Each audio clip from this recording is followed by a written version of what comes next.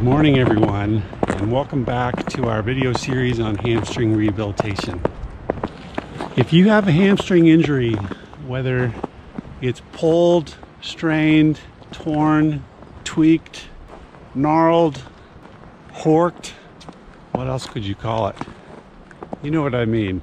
If your hamstring is jacked or messed up, then this second video of the series is going to take us into what is probably the most important stage of the recovery, called the regenerative stage. Yeah! If you have a hamstring injury, then this video is for you.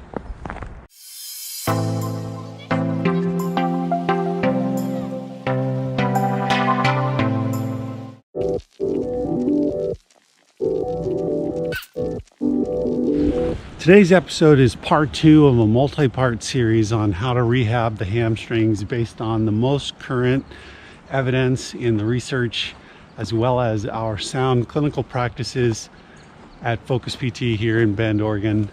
If this injury just happened and you're looking for help within the first few days, be sure and check out episode 1, where we talk about acute care those first 3 to 5 days after your injury. So I'm here to tell you, my friend, there's hope. There's hope for you and your beat up, poor hamstring. And you got to follow these steps. If you're ready to go, let's do this.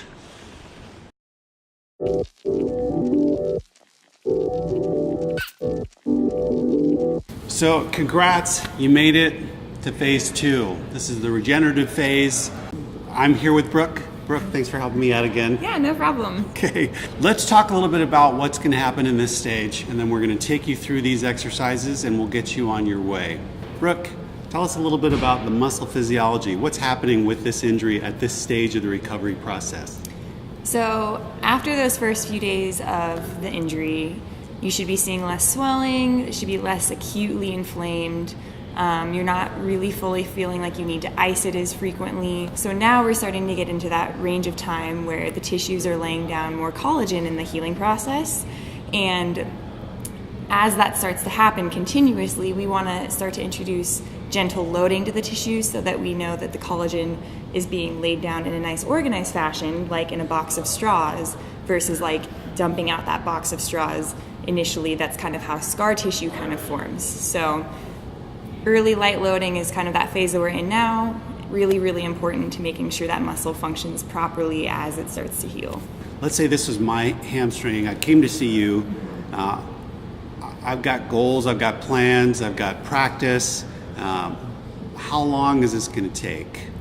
Everyone's body responds a little bit differently, but it helps to have certain criteria established to know how you're progressing through this phase. Typically, things that we look for are pain without an isometric muscle contraction, establishing appropriate muscle length, tightness relationships, and the various stability that is involved in controlling the hips, the low back, and the legs as we're doing more dynamic movements. Time and how that muscle feels is actually not a great predictor of whether you're going to get fully back to your sport or not. You really need to be able to challenge that muscle functionally, use it the way that it's intended to be used, and at loads that are similar to what you'd find in your sport to make sure that you've got everything you need to get back to it safely. So just a little bit about this program. Other approaches in the past might have only looked at how those tissues are healing rather than how that muscle functions or has to function during your sport. So this program was not created by us. We're presenting this information. It's stuff that we use in the clinic every single day, but it's been compiled and studied by researchers, so we feel really good about it. It's stuff that we believe in already and we've used, and we're going to present it to you in the format in which it appears in the research so that you know you're going to get the most up-to-date program available. I also think it's very important to consider that this stage in your hamstring strain recovery is really, really like the highest risk for when you might re-injure. It's that range where it's hard to decide if you should start coming back to higher loads and how to gauge whether you need to push the tissues or back off because you're recreating a little bit of that muscle strain again.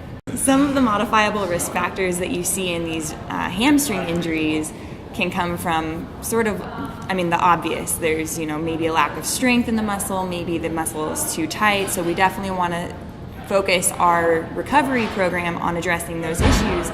But some of the other things that get missed often are how does your body control the movement between your hips and your pelvis and your low back with these more dynamic motions. And so bringing it back down to more stabilizing specific exercises can also be a really important part of this stage in the recovery.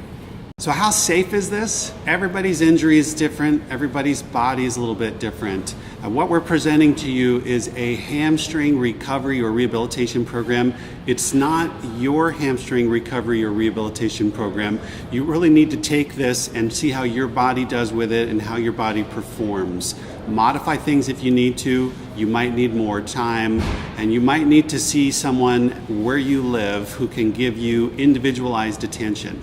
So take this for what it is. This is a very effective, and it's scientifically proven, but it's not specific to you. So just keep that in mind. Okay, you ready? Yeah, let's do this. Here's what we're gonna do. When you start this program, do this once a day. The test that we're gonna have you do for this is basically, is it painful still when you press on it? And do you have flexibility back in that muscle? And do you have some strength back in it? And you're gonna test those things once a week. So every day you're gonna do this program. At the end of the first week, you're gonna test those 3 things. And if you have not met all 3 of them, then you're gonna stay at this level of the program for 1 more week.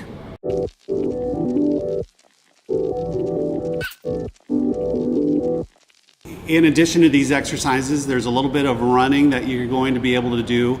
Once you have passed the running drills that we have for you, at least 3 sessions of those running drills without any increased pain, you're going to be able to start to do some light to moderate intensity aerobic training and jogging.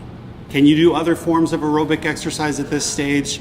If they don't involve forceful contraction of your hamstring, or stretching your hamstring, absolutely. Things like a rowing machine, a spin bike, those are things that as long as they don't make your hamstring feel worse, you can start to do them at light intensity and work up to moderate intensity.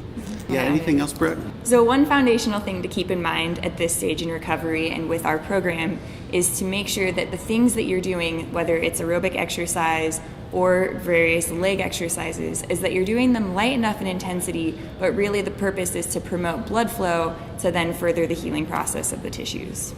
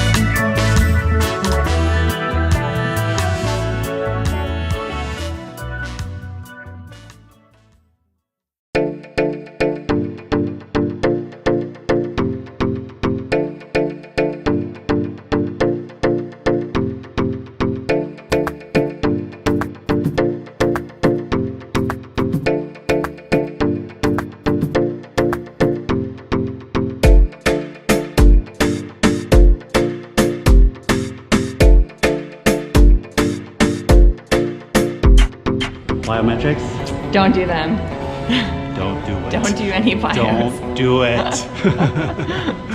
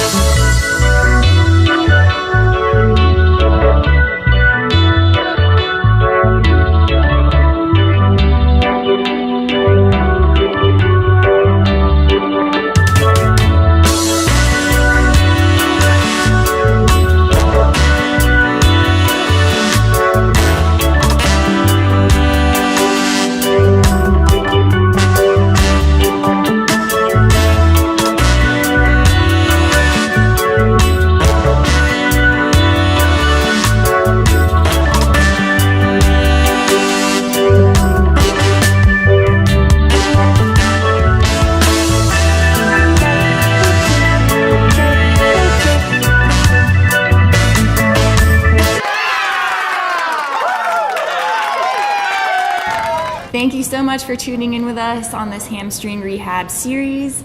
If you have any questions, feel free to leave comments in the boxes below. And don't forget to subscribe to our videos so that you have access to all of the informational videos that we will post on this topic. Brooke, thanks so much for helping me with this today. We're stoked to share this with you. There'll be a part 3 coming up shortly, which will outline what's called the functional stage of rehabilitation. So as Brooke said, like, comment, and subscribe to the channel. Hit that little bell notification to be sure that you're informed when that video comes out. Thanks, everybody. Thanks, everyone.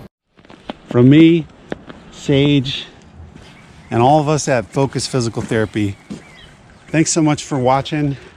Until next time, see you then.